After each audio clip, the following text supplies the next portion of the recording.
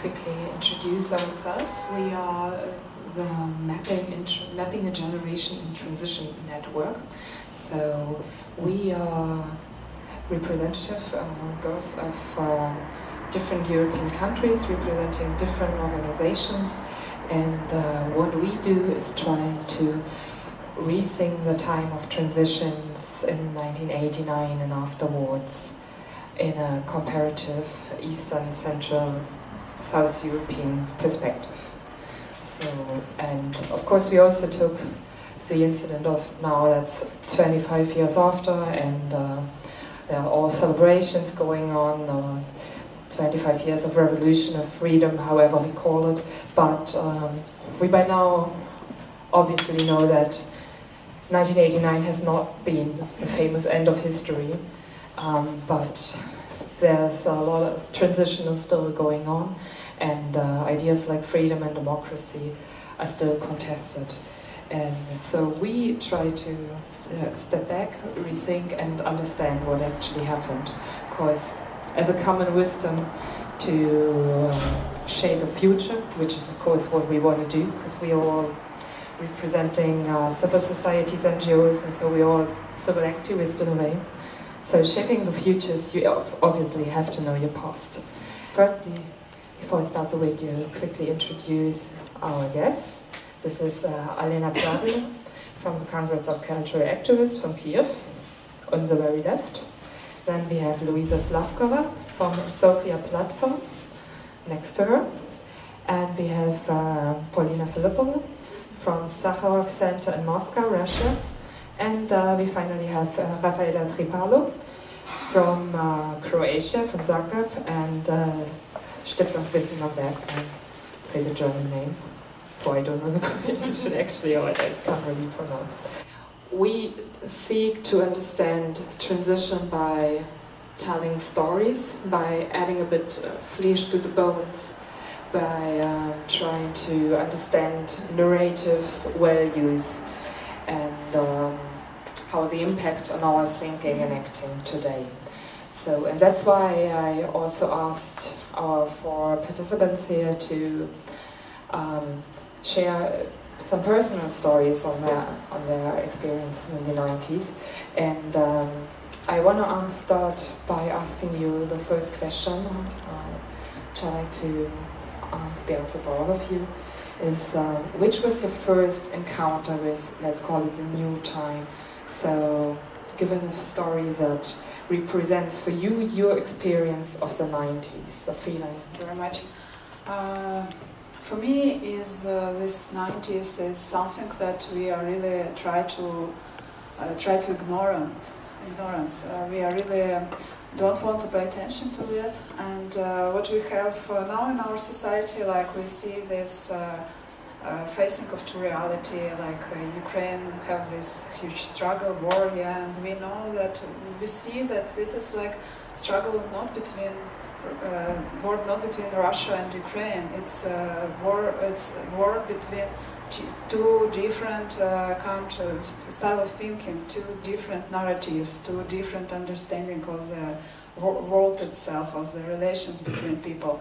And so 90s is something that really shape us, how we really, what kind of life we choose, how we live, like what kind of life was chosen in one part of Ukraine and what kind of life was chosen in another part of Ukraine. And now we see this situation when partly people are nostalgic about the past, and partly they are make ignorance about it. So I think it's important to stress for the start. I think we will develop more about it, but of course, like a personal understanding of transition for myself, it's something like past which we have in childhood, this empty food shelves, yeah, no clothes. The best things which we have is always one good clothes and not enough food. But of course, it's from childhood understanding. Of course, we had a parents who was try to care about us in that case. So I prefer to give your word, yeah, because I think that for start we need to understand who we are together. Thanks. Just before I go into my experience of the 90s, as Christina pointed out, we should be clear that these are all very personal stories, which means that they're not necessarily an example for a whole country. So it might be that I have one stance on my experience in the 90s. It can be someone with a very different family background, but also, you know, Societal that is having a totally different experience with transition.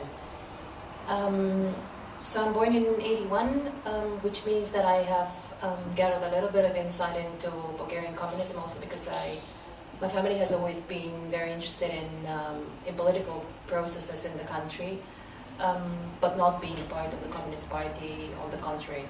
So we had religious people in the family, and since religion was a no-go during communism, you know, family was a little bit of, not suppressed, but it was, you would always know that there is someone listening into what might be going on as conversations in the family.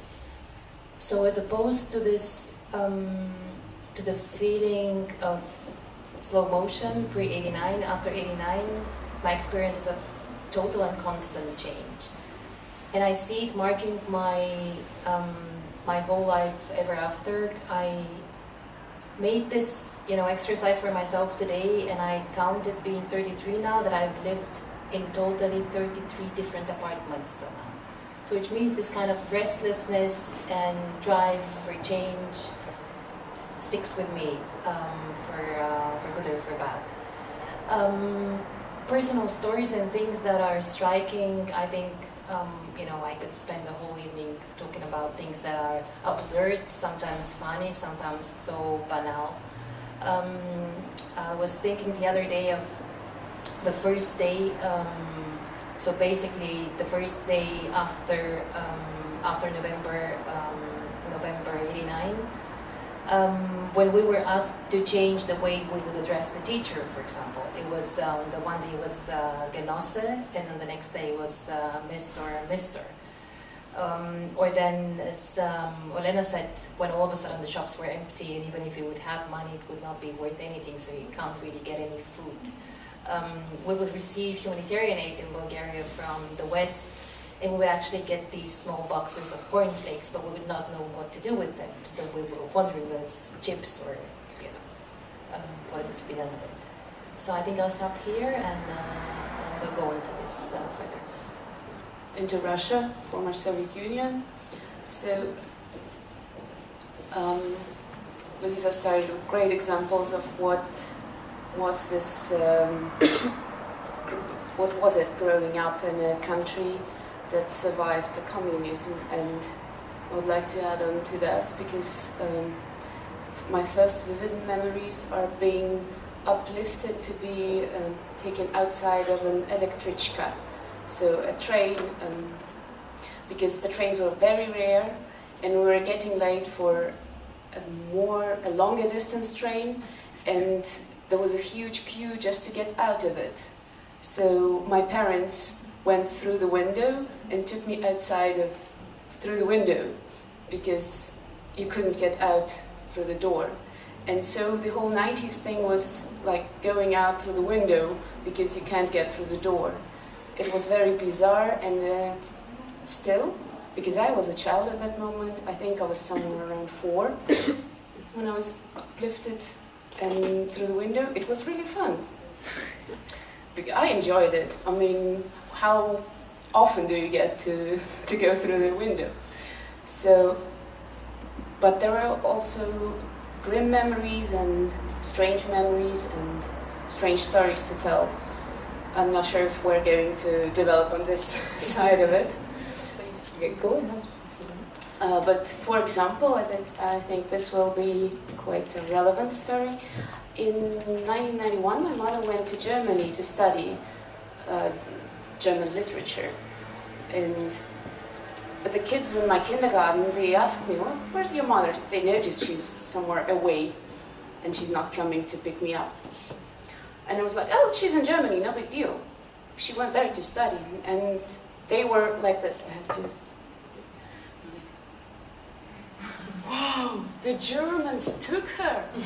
So, because they had the completely different narrative, the Soviet narrative of we are still somehow at war with Germany. This is what children were told scary stories about, how the Germans came and took your parents. And this is the kind of world we live, sometimes we still live in our minds. It's a very closed world where sometimes there's still a war going on. So I ask you to bear this in mind, that Russia was and sometimes still is a very close-minded society. A society that is very self-centered, but not because it chose so, but mostly because it was very closed for more than 80 years. And this is something that hasn't been lived through, I think, during this 25 years of formal openness. But may I touch on this? Because you said very self-centered, also for lack of opportunity, of course, for 80 years now. How has that changed for you, or you feel? How do you reconsider this now that you got the chance for the first time to travel and actually also go to Germany? I actually was way luckier than my kindergarten friends, because my mother was of the first generation to travel. She was the one who got a stipendium at Humboldt University, and she had given me this way of life that you can, for example, I speak a little German, so from my small age I know that there is a different life possible, which isn't always an open window for those who live in Russia at the moment. I mean, only 16% of Russian citizens own a foreign passport, a passport that allows you to travel outside of the country, and only 5% of them use it. I think that gives you the understanding, or kind of an understanding of what it is of being or using this opportunity.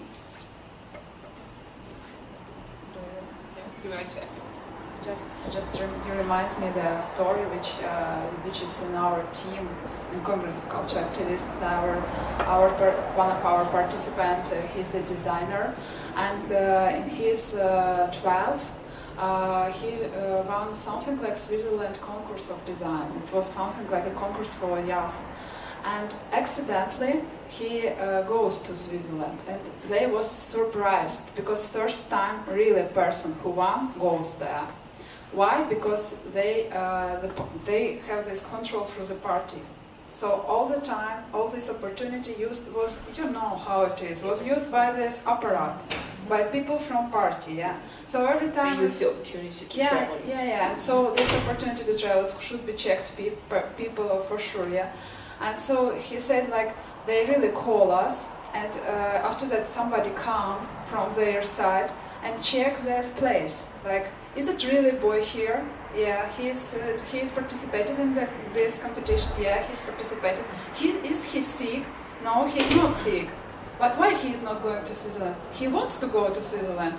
And so they say, okay, so he will go. So this was like something like a Red Cross concourse or some competition or something like this. But that was like they took him just accidentally. It was first time in their practice. So this is about access, you know, something like that. And after that, the story finishes that he goes home from Switzerland, and Soviet Union collapsed.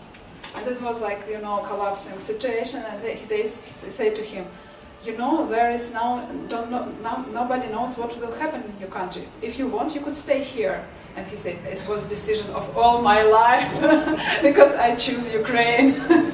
So it's how it sometimes happened in 12 years already. You remind me that it's really not so often really open access to the journey, and we really, for us, Germany, even East Germany was for us something like, I remember my 3 years old, I had a special combination from Germany, and it was one which after that my sister wear, and they was so fashionable, you know. So it's really for us, I think here maybe in my point of view more opportunities were, but after your stories I understand that some really same things happened here also, like we feel in our childhood. Yeah. But one thing is, exactly. No word. Just one time on what you say. There's really things that unite us, but one thing that definitely tells us about from your case is that for you in Croatia, transition goes along with war, of course. It's a key experience. Yeah, exactly. The transition in Croatia starts pretty much at the same time as it starts in the other countries, but in a different situation. When Croatia gets out of Yugoslavia, we get attacked very quickly by the Serbs. So actually our nation building and state building took a little break right after we became a nation or a state.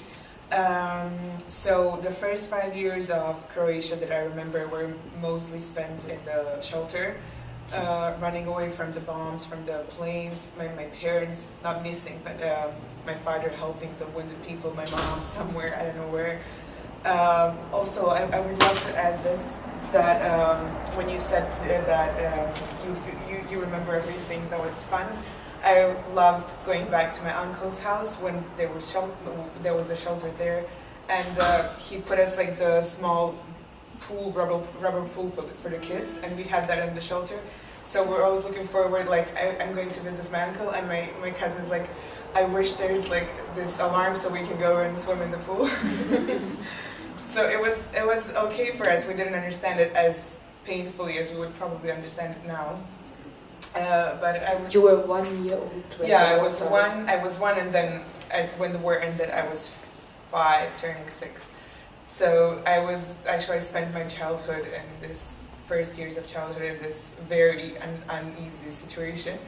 But what I also want to say about the transition later, I think Croatia has this problem. I guess it's pretty much the same in all of the countries, but I would like to point it out when nobody else mentioned it, that we started with this one enemy that was the communism, socialism, then the enemy was the Serbs, and then the enemy was the Hague Tribunal, and then the enemy was the European Union, and then the European Union is our friend, and now we're just looking for another enemy, because it's actually the only way that we define ourselves, just to find someone who is against us so we can all be together and fight, which I definitely think is a bad way to build something that would last and build beyond some concrete base. I like a question that directly relates to that and the enemy issue. I have another Croatian friend, and I've been talking about her and about Croatia getting into the EU, and we're talking about, the irony of dreams is what we do when they come true. Because as long as you can always long for something and say, yeah, everything's going to be alright if you are something to build on, something to hope for. And she said, yeah, but since Croatia is in the EU, there's nothing left anymore. Yeah, we're frozen. Yes, and you said, well, now we need another enemy, you need something to hope for. And she said, now there's real depression, actually, only now. So we really don't know what's coming next, and we're just really frozen in with everything, with the policies, with the, I was just telling today how our government fell apart. All of our prime minister and his government is in jail right now, so we had the switch, but the ex-government is in jail. Our mayor, the capital mayor, is in jail. So everything is deconstructing, and it's very hard for everyone in Croatia to actually see a better future, build anything, when we just feel very hopeless in this very, very chaotic situation of no future. And how do you personally feel about this? I mean, if you think back like 2.5 years ago with the prospect of, are we going to be in the EU now? And what were your expectations then, and what became of it? I think the EU is bringing so many good things, but I think the people in Croatia are still incapable of actually recognizing them and using them. But on the other hand, I think there are a lot of people who are well-educated and still willing to make a change. And I think that things will change, because I know a lot of people who are ready to work hard and do something. But on the other hand, also I have a lot of friends, personal friends, and also other people that I know who just got their diplomas, their masters, and left Croatia, got good jobs somewhere else, and stayed there and are helping other countries' economies and their situations, which I still think is our fault, Croatian fault, and not those people's. Next question I like to ask to you is, I already said we all, and you introduced yourself, we are all representing NGOs, civil society organization, and I'd like to ask you, what made you personally get involved? What made you become an activist, if you want to call yourself this? What was the incident, if there was one? Louisa. I'm not sure if I can think of one single thing, but there is something that keeps striking me throughout the years, and this is this constant silence about the past. So we're talking about so many things and we're scratching upon the surface all the time, but there is no talk about whatsoever has been ongoing before '89. And this is very dangerous because it gives the ground for emergence of many, mythologisms and legends. And this also allows for a nostalgia to emerge that, there was a real sense of community, there was a real sense of solidarity, there was a real trust, and I tend to disagree with it all. I would not say that, I would go and put a cross on every personal story and every person's life throughout communism. It's just that the system has been so thoroughly corrupt, and that the set of values that it has tried to impose on people has been so corrupt that it left us with a sense of belonging nowhere after '89. And since the new system didn't manage to, put a proper fundament very quickly, it made people feel very disappointed with democracy. The fault is not in democracy. The fault is that it just takes time. And it's very difficult to get people be focused and believe in that for such a long time. We have very different experiences in our comparative context. On the one hand, we have Germany, which is, it feels as if it has been a shock for Eastern Germans to adjust within only 2-3 years to completely new set of institutions.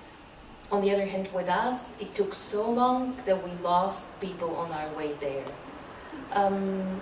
So I guess this has been the main driver for me, the silence and the inability to have a conversation in society about, fact-based conversation. How many people exactly belong to the state security? Who are they? Can we see the files? Can we see and open the archives? Can we have a conversation about all the bankruptcies during communism? Because communist Bulgaria went bankrupt 3 or 4 times throughout the years. Can we stop blaming actually democracy for our current problems, but start looking into what are the real reasons for them? So this is the reason why I'm so motivated to work on the topic, and first and foremost because it is the young generation that doesn't know anything about it. And I'm a strong believer in the never again, when we put a constant effort into sustaining the historical memory. So I guess this is my motivation.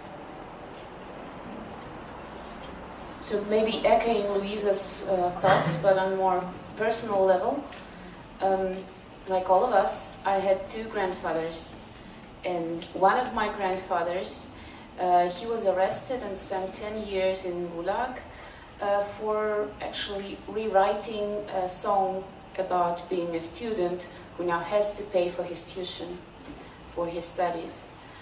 This was the kind of things that sent you to Gulag, and if you were lucky like my grandfather, you survived. And the other grandfather, on the other hand, was even luckier than these previous I mentioned, because he was able to run away from an arrest. A friend of his saw his name in the list of people to be arrested and just told him, like, hey, you have to go. And in 2 days, he just took all his belongings and left the city where he lived and traveled to Moscow. So if not these 2 stories of my grandparents being very lucky, and I'm not ironic about this, this is pure luck. I wouldn't be sitting here and sharing with you all these personal stories. But on one hand, my lucky grandfather number one, who survived the Gulag, wasn't a very talkative person. So I learned that he was in the Gulag only when he died, and fortunately, like, his daughters were able to persuade him to write down his memoirs. So I only read it many years later. And the other one, he never spoke of this arrest story. He was way too afraid. And he was able to live a very long life. He died when he was literally 100 years old. But this was the moment I realized that he was afraid for all his life. When he was dying, like, you know, old people sometimes get this, kind of hallucinating before, and a little delusional, not in a... So he was saying, like, we have to go, it's time, we have to go, gather up your things, we go to a safe place. So, and that's when I understood that this was a thing that made the deepest impact on him. And after that, after this survival, after that moment, he lived like 75 years of a totally normal life. And these were the topics that were never discussed in my family.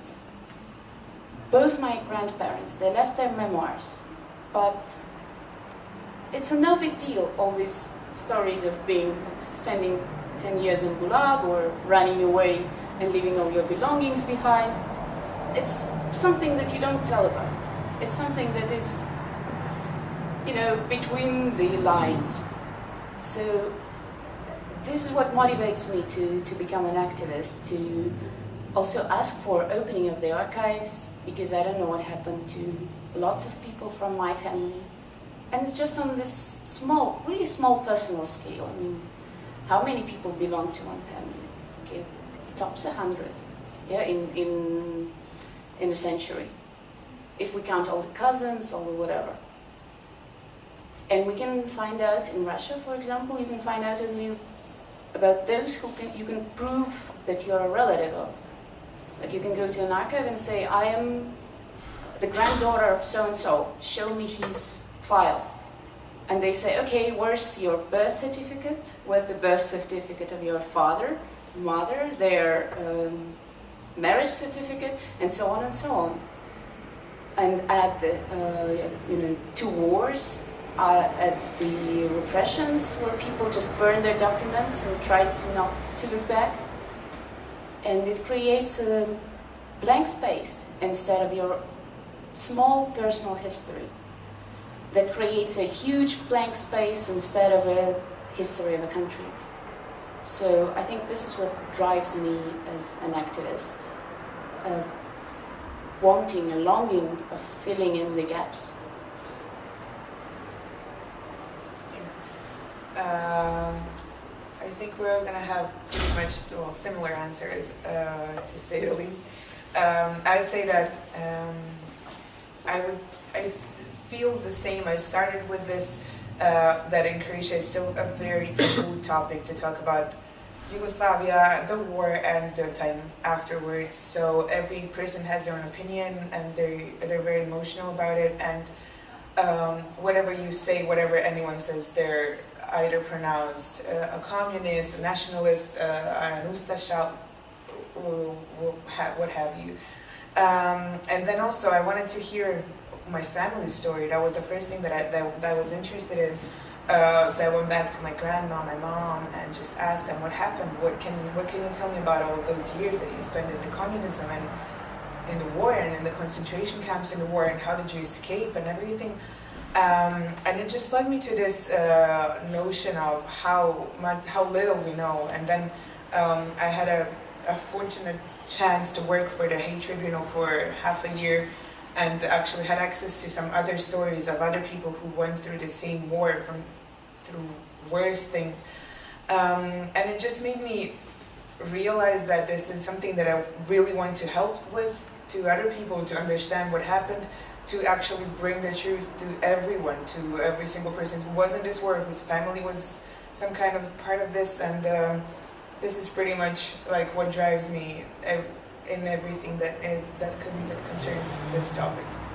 And me, I don't know nothing about my grandfather, grandma. I know that grandma on mom lines it's somebody who is just go from his family in the wartime and didn't go back, so it's something strange story. So that's what I understand now, but we are really ignoring now the Soviet time, and we really afraid it, because even today we had some discussion, and I understand for me it's so painful, this discussion about that time, even then Soviets over, because you always have this hidden information, which is really in this mass appear, and you don't know.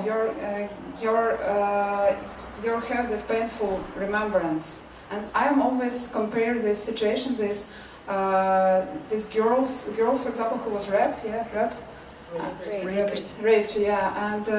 which after, if you speak with her after many years, she will ignore this. She will say no. Let's not discuss about it. So Soviet time for Ukraine and now is also like a red close, because too much painful stuff. And now that we try to have this discussion, people say that, come on, I don't want to have any deals with Soviet. But if you don't want to have any deals with Soviet, you, in that case, you didn't notice this systematical work of, for example, of FSB, which work the same as KGB. You don't see this really signs that something going wrong. You don't understand the system. So I'm just History is repeating itself. So so I mean that from my point of view, Ukraine now has the amazing moment. Then we try to rebuild our system of these relationships between people. And what I see, I just that my idea. That's why I'm do activity inside the Ukraine and small cities. That we need to find natural way of be together, because it could be not in the way of propaganda, but in the way people to people, as we speak with each other. So this is so important for me. I like to redirect the discussion a bit more to the title, which is called Same but Different. So, which transformation experience are actually pretty similar, and what is the difference? And we also tried a lot in this project, in our discussion, to actually tackle this generation issue. What actually is the generation transition, and what unites us across borders? And concerning time and age, we mark this generation as people who are still born in the old system, so having our sort of socialization a little at least in the old system, but mostly have grown up in the new one. But of course, being in that situation with our parents, which have been most of their adult life, so in the communist system, being a generation of as Dörte called it in her movie, Dörte's movie Makeup, and also filming this, the unadvised, the generation that somehow had to find the way in the new system on their own, and just prepare yourself without any guidance from your parent or grandparent generation. So I think we felt that's something that unites us. But I like to ask us, what's the difference? What distinguishes your experience in the transition time from what you heard from the others in the project? I don't know, hijacked transition from West Germany side, what I heard, like East Germany, people are there, so much time we listening that our life not was so bad after this transition started, because some opportunities and money we had, but that was like we didn't have opportunity to do our transition by ourselves, and that's I noticed it. But in our case, we really haven't any opportunity to do it. It was absolutely mass, and no systematical change came to our country. So that's why we have still transition or we need to manage it, and now we are managing it through the blood and through this painful experience. So this is what I noticed. It's first, maybe go. So one of the things that are common, of course, is that we're all post-socialists. So basically, we share all this period of the communist regime, which had similarities across. And of course, there are also quite a few differences. To me, as a Bulgarian, one of the most important differences is, for good or bad, actually for good, that the transition started in a peaceful way, which means that there was nothing like what happened in other countries, and that we never experienced war, what we saw in Yugoslavia. And I think we might be dealing with a lot of problems of society right now, but this is one of the most important things. Even though the Communist Party overthrew itself from within, so we call it, in German this would be Hofrevolution. So the Communist Party, refurbished itself, and since there was no space for any opposition, it basically won the first elections immediately after the collapse of the Berlin Wall, because people didn't know anything else but this party. But as I said, this is to me the most important distinction, that the revolution was a peaceful one, and that we never experienced war, because this is then a totally different thing, I guess. Picking up the idea of the unadvised, or do you think, looking back, what was the advice you didn't get?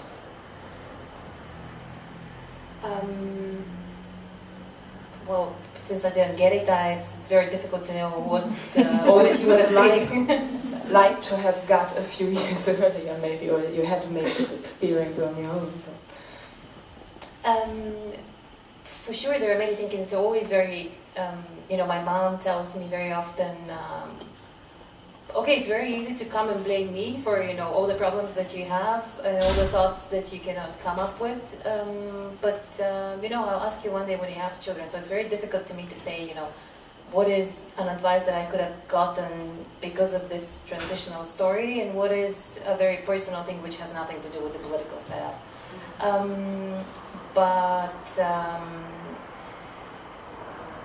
Something that struck me, not as part of the reflection of this whole group which looks at transitional society, is basically how huge the educational role of the mass media has been. Because we all said our parents basically didn't have the time, the energy, but also didn't think of, sitting down and saying, okay, listen, there is something big going on out there. It's scary, it's different, it's unknown, call it whatever you want. And I don't know how to cope with it, but we have to master it somehow together. It turns out that every one of us found out about those multiple crises through watching TV. So we never had a conversation in our families or within friends. Whatever we've been receiving as an input about transition has been from the TV, which then again gives a different twist to it, and also puts a big question mark on what is the quality of the information you receive, especially in times when you are young and don't know really to make a difference between reliable sources and unreliable. So that's just important. You never learned this, really. I could not know now.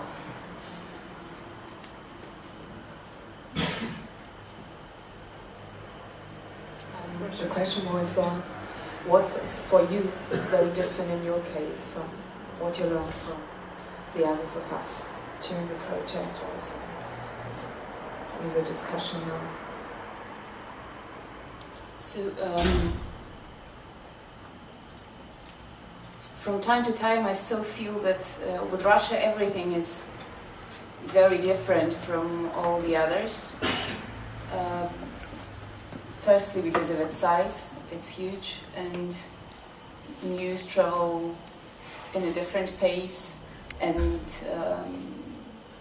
things occur also in a different mashed up, let's say, Mashed on up. a different scale. So this scale thing, I think, would be one of the first things that come to mind. But also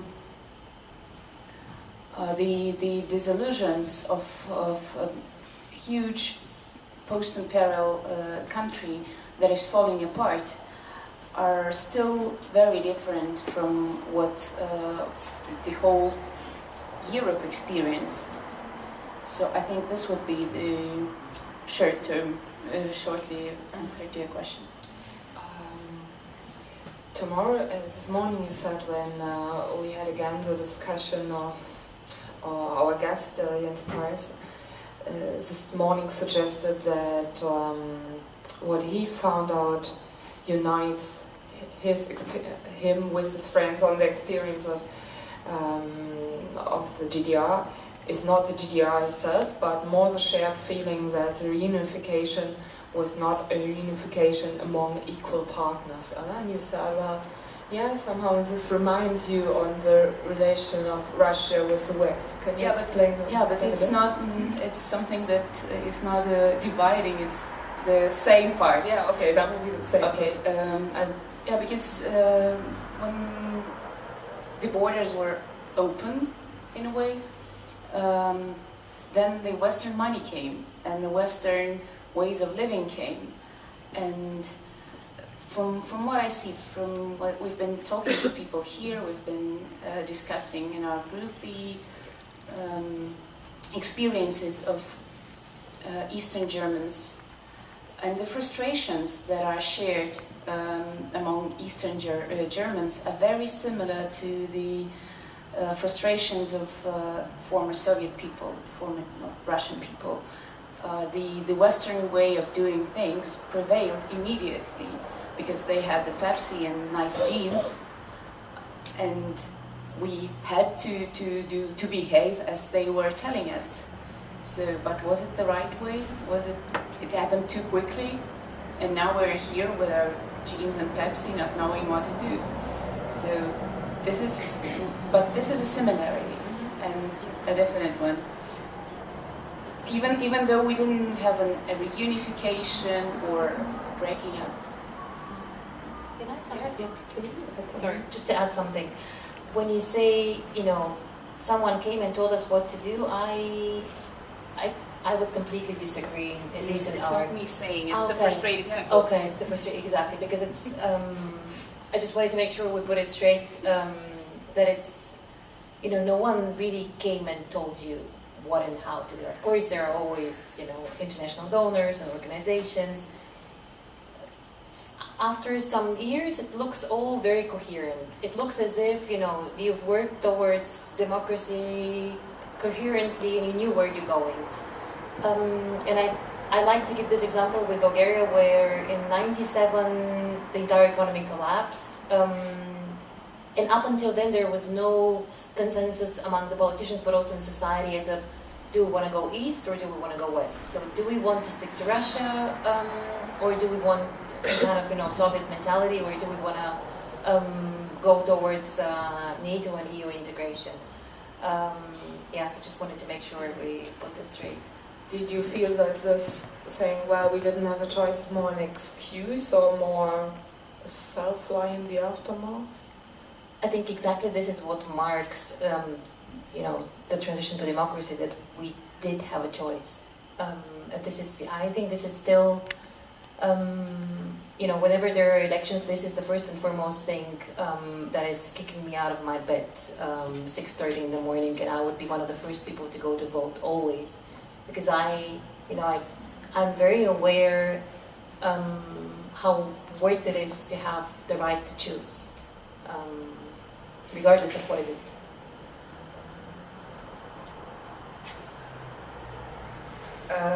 Yeah, actually, I would want to say, refer to Polina with the jeans and the Pepsi and everything.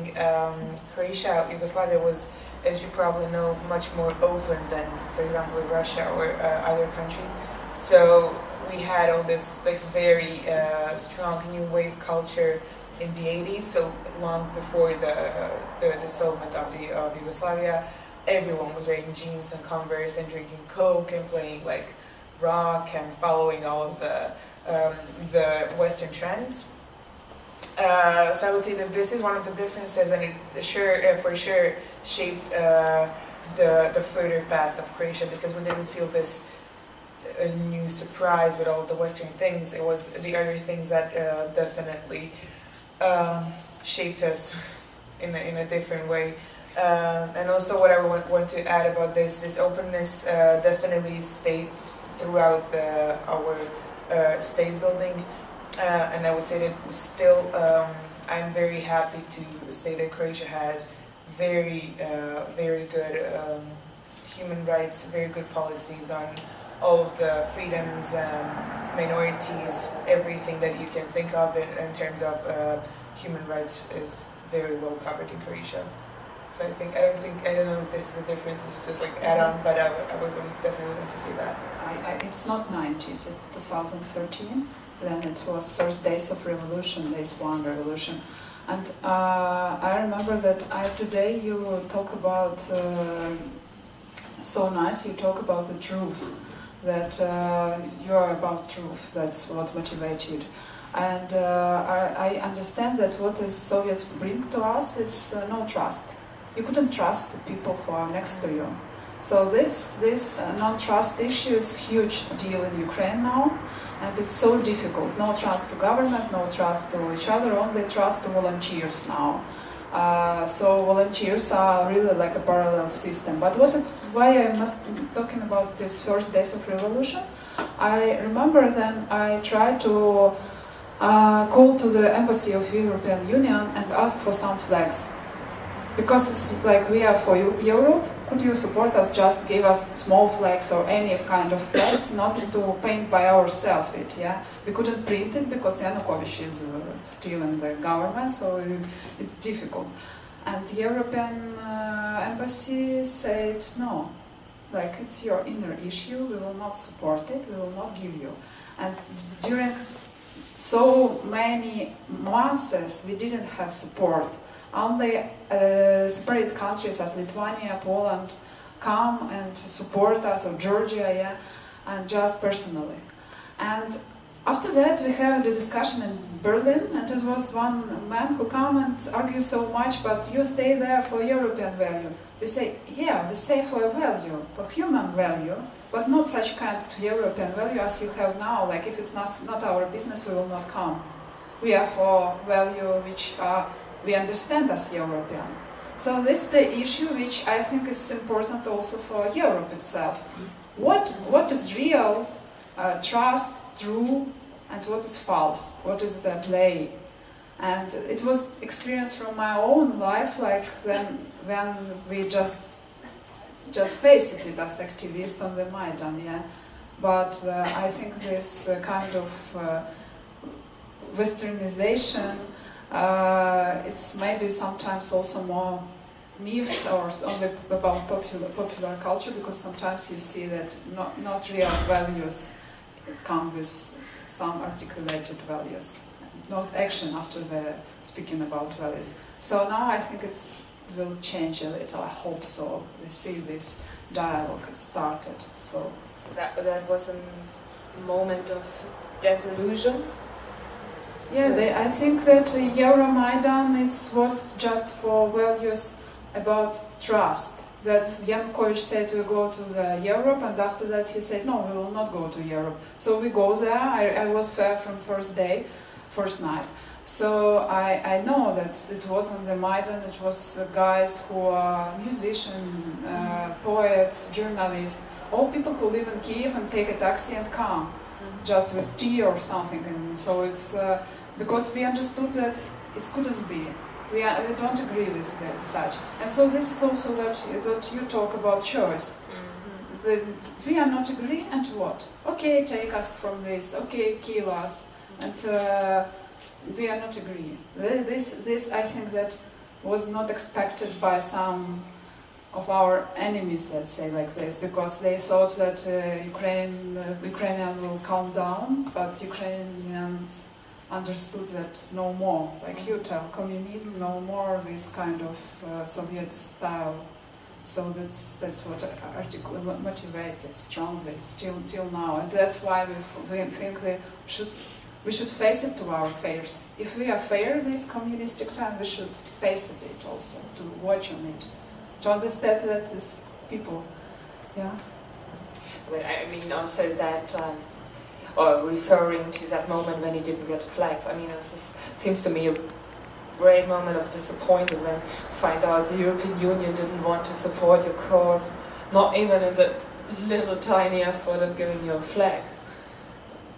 So how did that impact on you? Was that an early disillusionment, or did you take it as okay? No, that time we just understood that we don't believe in politicians. It was like 2 weeks, no politicians on Maidan. It was civil Maidan, no flags. And no, in European flags were driving by ourselves. And so we understood that politicians are saying, like in Europe also. Like, there are some people, as you and me, we could, and that's what, I think we have this transition on the much global level. We have this social media, we have something absolutely new, that we are together and leaders are changed. What we have in our society now, leaders are no more celebrities. No more leaders of opinion are celebrities. There is a friends on Facebook. Somebody who you know or who you're reading to, you come somewhere and they say, oh, Olena, you're my friend on Facebook, I'm reading you, I know you should tell this on that conference or should do that and that. And I think it's new kind of collaboration between countries, and also I think this is the issue. Maybe new kind of policy makers will come, and maybe we will. And also, what I want to stress that I think what's changed that cities' role is much more stronger now than countries' role. Cities to cities, we have this combination, new urbanistic style of people come who are working everywhere, and they are also together working to continent. And I think when we're understanding the transition period, we should understand what is changes and what we have in the end, really, and what we could have. Is that the role of the leaders, so your relationship towards politicians, towards leaders, and this degree of self-organization, is that for you the main difference to the Orange Revolution? I think, we now, because maybe I need to stress it, because after Orange Revolution, we understand that, okay, our work's done, new leader come, we could live our lives. We could work, we could go do everything we want, and politicians will do their job. And after that was great disappointment, like oligarch system still now we see this, after Maidan we see this stuff which is no change. But now society are active. Now all these people who are from army coming back, they control, they say you should change, there should be really clear system. Now we have IT guys who are developing the e-governments. Now we have these volunteers who are controlling medicine sphere. We have volunteering. For me, I'm volunteering in this cultural strategy developing for Ukraine. Somebody developing economical strategy. And people are controlling. They're just sitting next to these people who are in government. They're coming and they're demanding. And what I think they changed, what is our European value, let's say, that during the revolution nobody go to the shop and take something from the shop. No window was broken, after only Werk broke the window. So it was millions of people on the street and nothing was destroyed. Only if it's oligarchical symbols or advertisement like nobody likes, something like this. So what does it mean? We have this dignity now, and we want to change the system. And I think in all world, and what we really hope so will happen in Russia, that people change their mind and understand that control could be in their hands, but not something like a crazy control. Because there are some people who are after the revolution, when we occupy the Ministry of Culture, some people come to me and say, okay, you are moderating here, you want to have a power maybe. I say, no, I want to have a really transparent democratic system. But come on, we could take you and bring to the office. You will be here a main person. But come on guys, we are here for the democratic values, not to do dictatorship. I think this is the change. After all elections, now revolutions. So, I would just want to say something to defend the European Union here, because I think it's very important. You said, countries like Lithuania, Poland would support us, but not the European Union. Well, these countries are European Union. Yeah, but not the Union. Not the Right, institution. but you should know that, a representation like this needs to have a mandate to do whatever it is, be it to give a flag or, host an event or Yeah, I understand. whatever it is. So it's just, I think this is one of the greatest constructions that we've had in our recent history, and this is what is basically giving us peace. I don't want to think of what could have been in Europe if there was no European Union. So, yeah, these are universal values, but it's the European Union that is, at least, within the EU, trying to gain common ground for them. Thank you for adding that. So what I wanted to ask when I pointed to Polina is listening to what Olena just said. If you think of Russia, could that be a case? Could that be a prospect? Maintaining or creating That's a different dignity. position of leadership and self-organization and e-governments and what Olena had just been describing. Not a near one, I fear. But hopefully, we've been talking a lot about the drivers of change of the transition period, of people who were actually in power during the 90s. So, to speak in a broader frame, people who are in charge now, who are active citizens, who are able to vote or to be engaged in cultural or whatever else activism you can name, are the children of those people, like all of us here.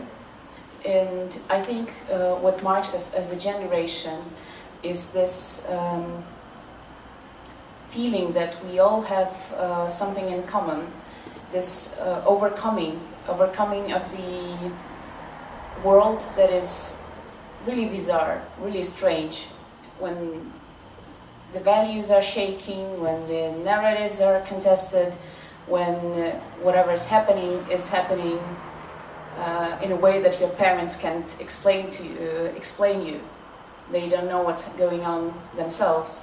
So, and this is the generation that grew up during this time of change, and it's blossoming at the moment. It's becoming more and more potent and more powerful.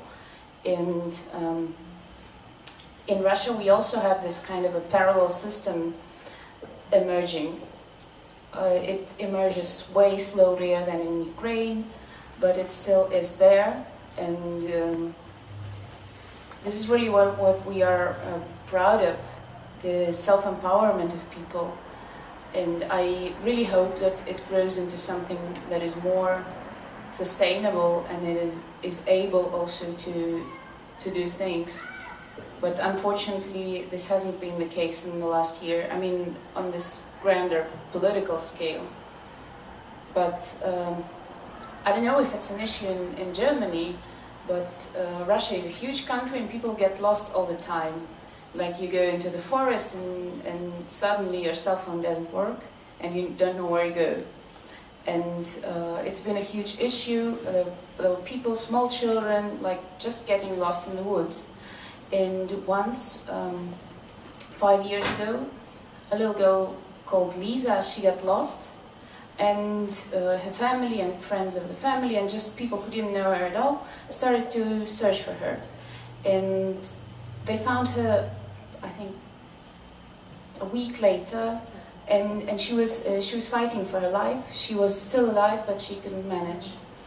But this was a huge shock to all the people involved, but also it gave a really shocking start to a big movement which is called Lisa Alert, and they are searching for people, and they are engaging the police departments, the firemen, whatever is needed. So they're doing the governmental job, but they are effective. So, and this is one small example. I don't think we have the time to continue, but still, I think this is the kind of structure we are kind of hoping for. This is the kind of a structure of the future, and I hope it prevails in Russia. Whatever things like, hey, do you remember that ice cream in the Soviet Union used to cost like 48 kopeikas? Or, yeah, I do. And you remember that it costed like 2 kopeikas to call the public phone? Oh yeah, I do. And I remember sitting there and thinking like, what are they talking about? It's nonsense. Like, money is something that is changing every day. There's no such thing as a fixed cost for anything. What is the point? Why are they interested in discussing such a stupid thing? So that was a high time of inflation, and basically this was 19. Yes, this was 19. I think 90.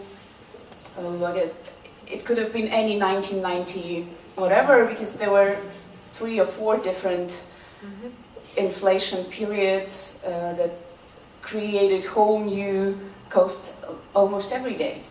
So this is the experience that I definitely lack. I don't remember how much ice cream costed in my childhood. So I think this is what marks us for Russian children as a generation. This is where they learned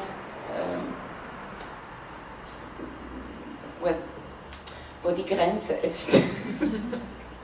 I'm not really sure what was actually this one thing, but now thinking about it, I'm just like thinking all over again, or again and again about my parents and my grandma and my grandma's house. So it was a house, we were separated from other houses, and it was the 2000, so I was 10, and I was sitting there with my parents, and there were the elections, the first elections after the war and everything, when the first president died, and they were talking about who they were going to vote for, and my mom she's a bit louder, she's a professor, so she tends to speak louder, and she was talking about how this communist party was like again on rise and something like that, and my grandma was like, shh, shh, and like really, really loudly trying to silence her, and she was like, they're gonna come, just keep quiet, they're gonna come here and they're gonna pick you all up.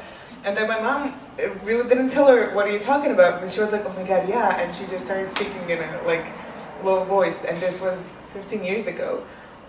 So my parents nowadays still think that, or feel that they're not completely safe, or that they're still in this very tricky political situation, as you, Mandy, also today said, with you're not allowed to say whatever you want to say.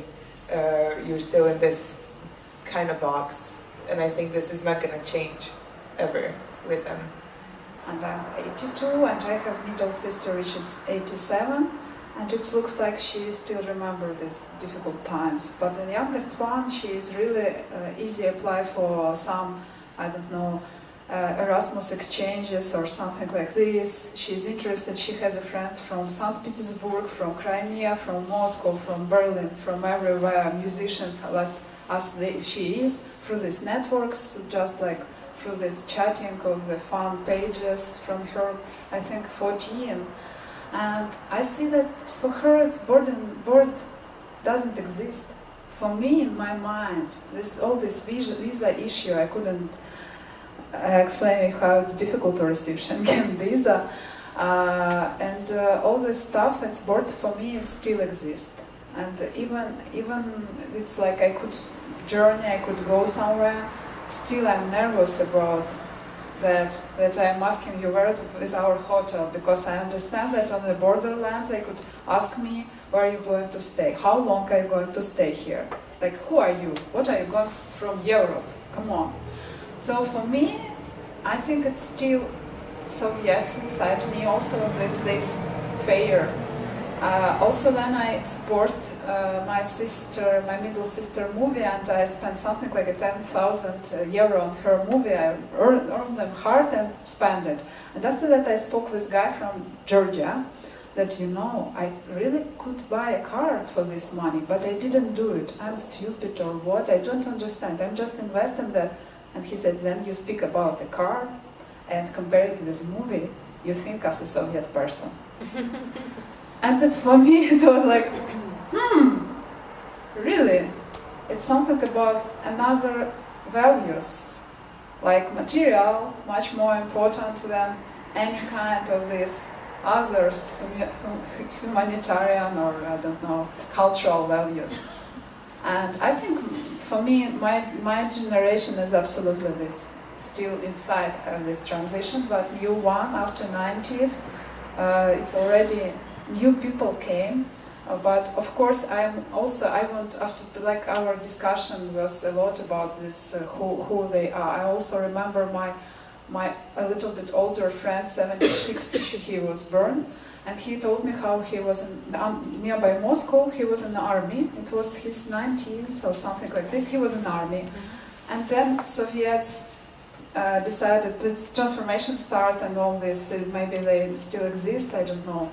But what is going on? That in army, he really already was there for 2 years, I think, and he needed to have a vacation. It's time for his vacation, and he come to his captain and say, "Give me a vacation. I want to go to my parents, and I will come back." And the captain says, "You're Ukrainian.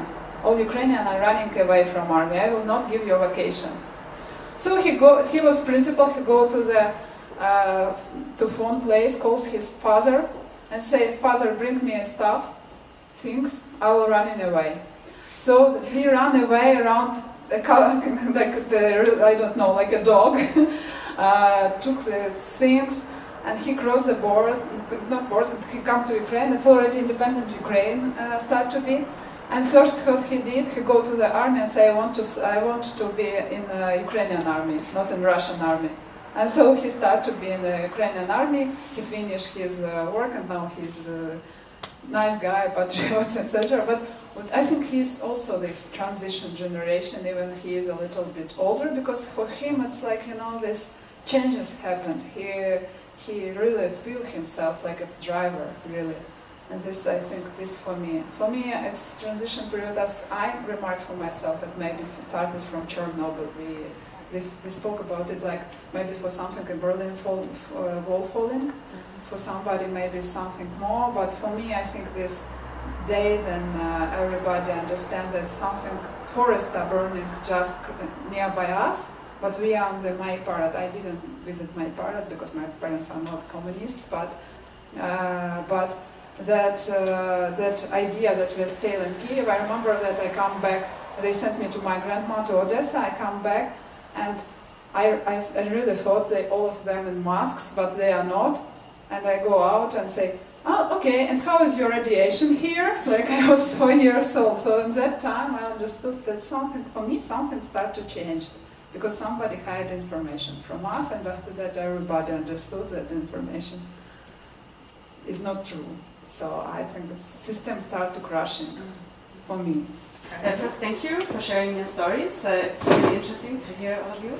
I was just wondering, I see 5 girls or females sitting here, and I don't know if this is like a female initiative, or is it just? It's actually happened? by accident. By accident, I kind okay. of started to like it. Yes, because sometimes I'm at tech meetings, and this is quite the reverse channel we see here, so it's really nice. But and you were all telling about stories of your family and the mother and the grandmother, how they talked to you, or you went to them to ask them. And for me, it's the same. I talked to my mother and my grandmother as well, never to father or grandfather or my brother even.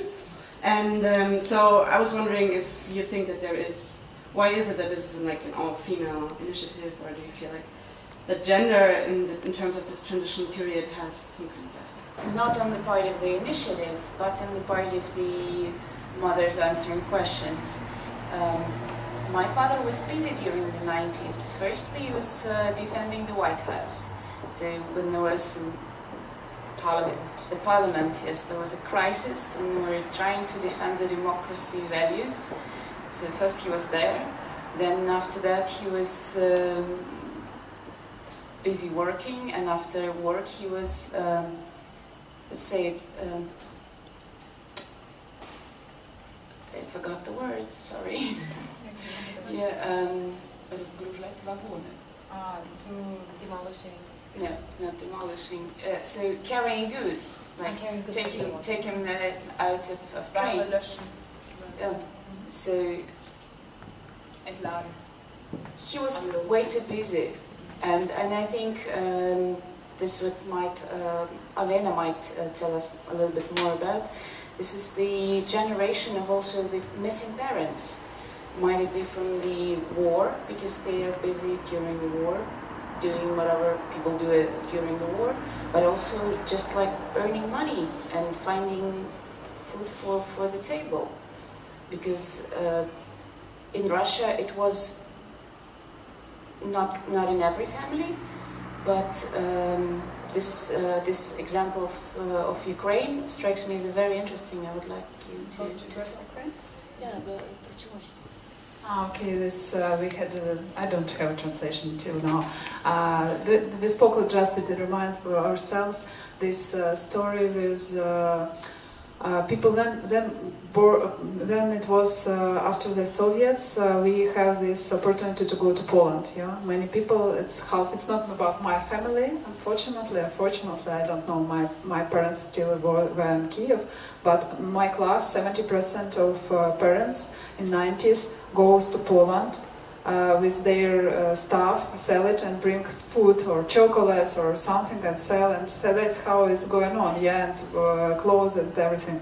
And what we have after, we have so many people who, for example, from West Ukraine, so many women who go to Italy or other country to earn money still now. And now we have a lot of young people who haven't mothers nearby them. And it's like, for example, my friend who is now 19, I think, he is alone from 13, because his mom in Italy, she just sent him cheese and spaghetti and tomatoes and this stuff, and he opened the fridge and he has full refrigerator of mozzarella, and here is tomatoes, you know, and olive oil. And they have a lot, sometimes they have for their small cities so much money also, like 500 euro per month, it's for Ukraine, like not everybody earned them. And they really don't know, but they are on the mom's education, yeah? No, grandma's education. And for me it was so interesting example. And then we shot a movie in Georgia, and it's a story about grandma, grandpa, and during the movie, son is choosing who he will be, grandson choosing who he wants to be with, because his parents was killed, yeah? And he is like choosing and watching, he don't know well grandma, he don't know well grandpa, and he's choosing at the end the grandpa, and this grandfather, he just like stay for his decision. And when we show this movie in Georgia, everything was okay. Everybody say, wow, how the story is so good. It's about blood, like blood connection. But in Ukraine, it was shock, because after that, women start to stand up and say, but what about grandma? He should be with grandma. So for Caucasian, it's okay to be with grandpa, to have education, but in Ukraine it's mostly like grandma education, and also all these women go away. So I think, but it's about the story that we have now still this situation that people are going abroad. But about women issue, I think, I don't know, I could say about my case that guys who are socially responsible, mostly now in the war, or helping a war. I'm not medicine person, so I'm decided to work with culture issue, to change system through the cultural issue, and I'm happy that we could do more links with Ukraine with other countries.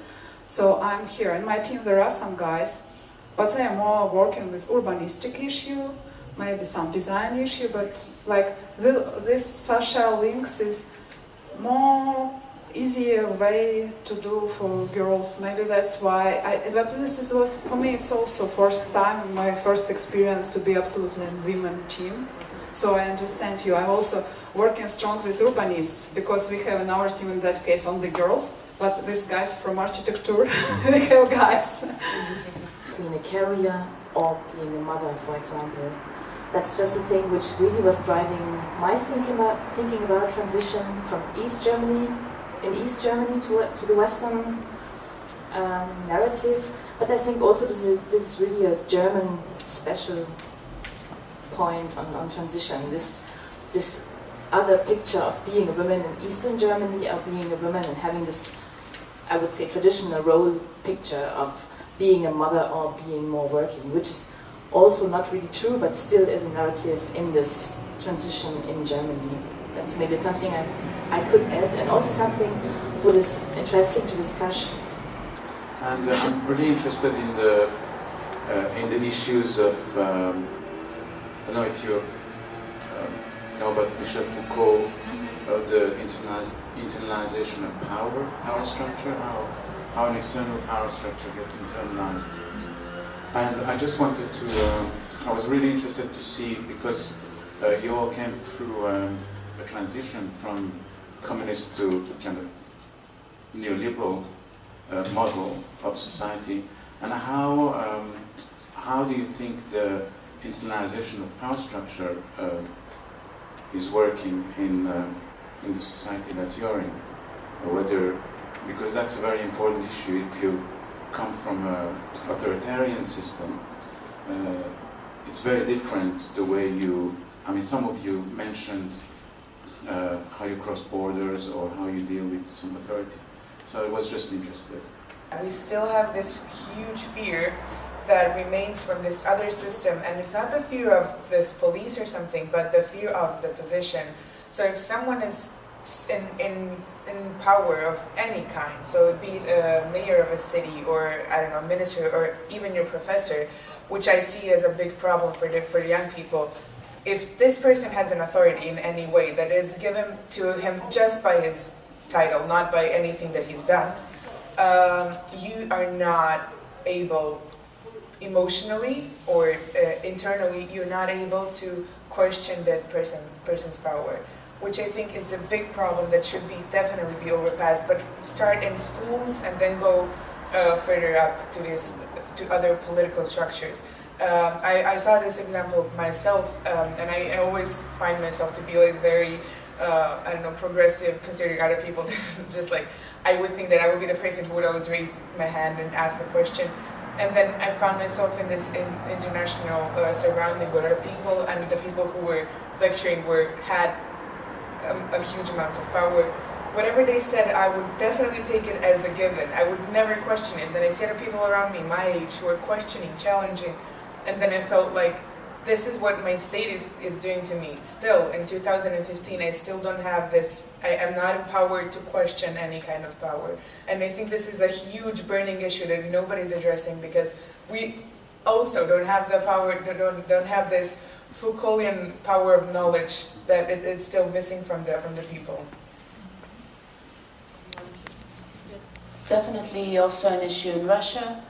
I don't know how and how many years of psychotherapy for every single person there will be, so you are not afraid of any, ticket checking people in the train or whatever, because this definitely happens to some people. They are afraid of people who come to see if you have a ticket on the bus, but also all kinds of state authority. So it's kind of a stick with two sides. Like every single old lady who is sitting at the wardrobe and giving you tokens instead of your things in Russia, she feels the kind of authority. She should be afraid, because I'm not going to give you a coat back. So this is also that people in Russia and maybe everywhere have to deal with, because it's not only about getting the power, and getting the power of knowledge, but also letting it go. So, and mostly, I think, for Russia, it's about letting go. I adore the work of Fazil Eskander, which calls rabbits and snakes. And you know it, yeah? And it's about this political system, this power. Then snakes are coming to rabbits, and they know that they have a power to hypnotize the rabbits, and all rabbits knew that snakes are hypnotize us. So system was balanced, absolutely. If snakes come in, rabbit frozen. Snakes eat rabbit. Everything is balanced and okay. Only one rabbit understood that there is an end. This is the finish of his story, because here is snake. But okay, if it's end in any case, maybe I will just try to move one of my hairs here, and he just like do. Snake in a shock, like what? I'm frozen him, I'm hypnotized him, and what is this? Snake do like this, and rabbit understood. Okay, if I do this, I could do this. Oh, I could move and jump out. After that, the new era started in this story, that this snake was like thrown out from the society of snakes, and snakes have a concilium how to control rabbits, and this revolution of thoughts will come to rabbits, and what we could do to control them. Should we send some of rabbits to say them that it's impossible? So of course in rabbit society also it's impossible, it couldn't be. But somehow after many rabbits start to move. And I adore this story, really, because I think this is the real story how it's happened. Then you see one result, one success. After that another come, and another one come. Situations change. So we, like in Revolution 2004, we just watch these stripes, orange one. And before it you're afraid, after that you see stripe, you say, oh okay, I'm not alone. Oh, okay, I will do like the same. And now it's the same. There are still, I'm really struggling with some local authorities who say that we know how to develop cultural strategy, we do it already. And who are you? You're activist, you are nobody. And after that, we are blocking the strategy through our social active community. And minister come and say, okay, let's speak. And what I see that practices are changing, that government afraid of activists. Of course they do their work now, like to control it. So they do some provocation, etc. And it's so pity, but also I understand that there is a role of power changed. And this is a huge deal, and we now in our civil society environment discuss this issue when somebody say, okay, we'll be civil society and power people, and say, stop. Not power, government, authorities, everybody, but not power. Power is something we decide also. What is this? We share the power. So this rhetoric stuff, words are so important, and the real examples is so important. You should know that somebody did it, and after that, you understand that it's possible. So I think that this, I really like this Bukowski story about that.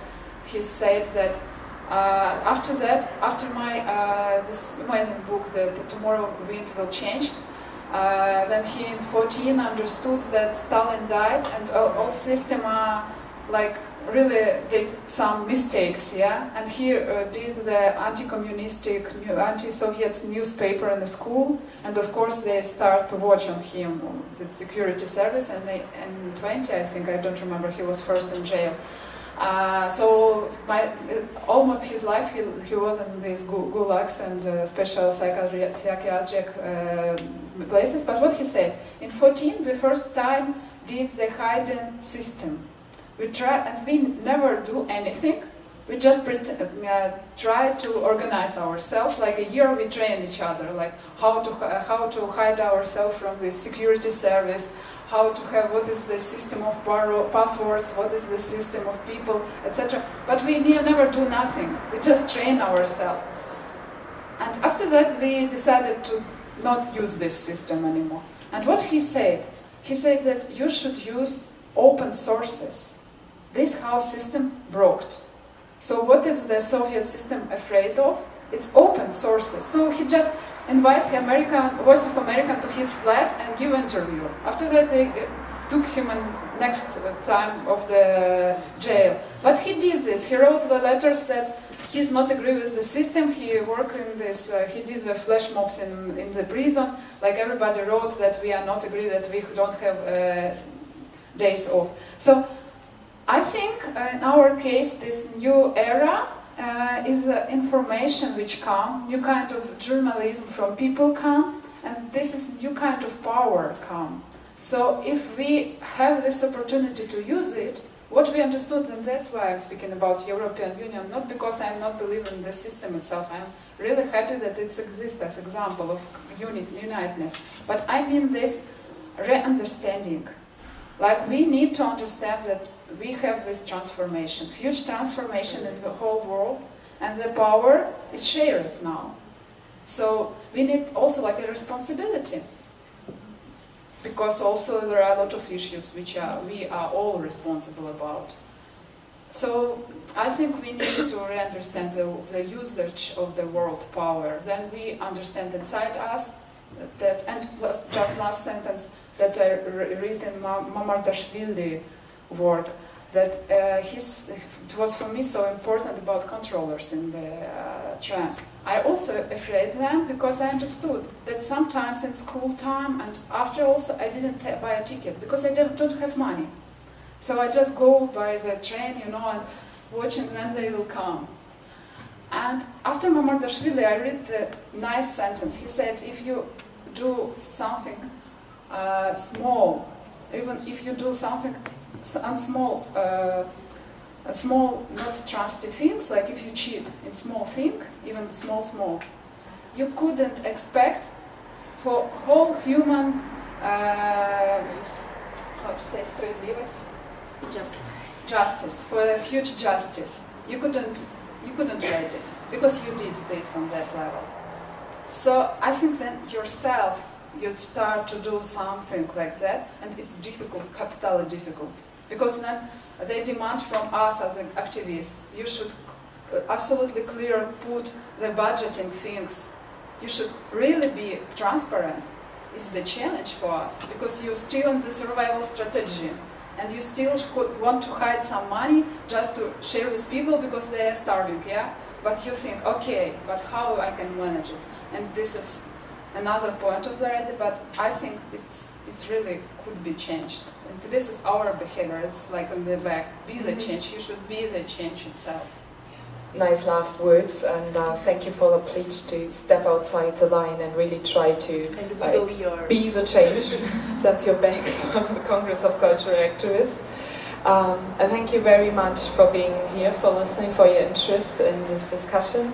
I thank you Olena from Congress of Cultural Activists, Louisa from Sofia Platform, Pоlina from Saharov Centre, and Rafaela from Stiftung Wissen at Werk. And I realized I completely forgot to introduce myself at the beginning. I'm Christine Wetzel, and I'm from German-Russian Exchange here in Berlin, Deutsch-Russischer Austausch e.V., and coordinating this project. And yes, we just started, but if you like to keep updated, we have a blog that will be filled constantly. It's transition-dialogue.com, and yeah, I hope you took something out of this, and have a nice evening, have a nice weekend, and thank you for coming. Bye bye.